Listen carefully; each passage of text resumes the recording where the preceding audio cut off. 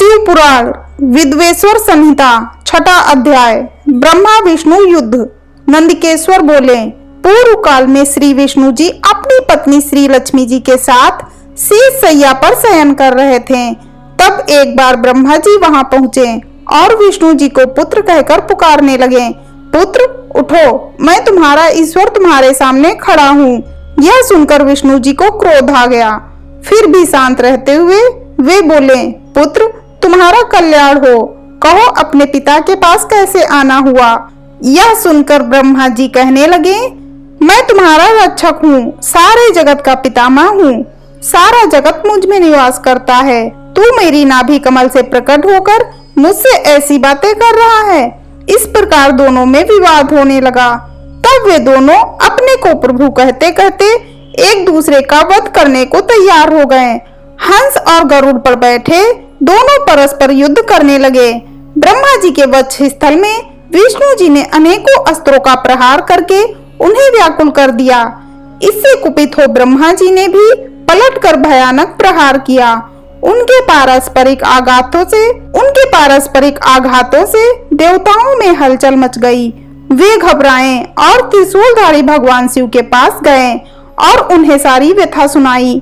भगवान शिव अपनी सभा में उमा देवी सहित सिंहासन पर विराजमान थे और मंद मंद मुस्कुरा रहे थे। ओम नमः शिवाय। शिव पुराण विद्वेश्वर संहिता सातवां अध्याय।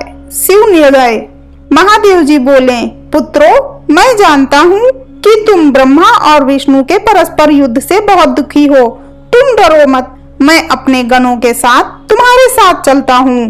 तब भगवान शिव अपने नंदी पर आरूढ़ हो देवताओं सहित युद्ध स्थल की ओर चल दिए। वहां छिपकर वे ब्रह्मा विष्णु के युद्ध को देखने लगे।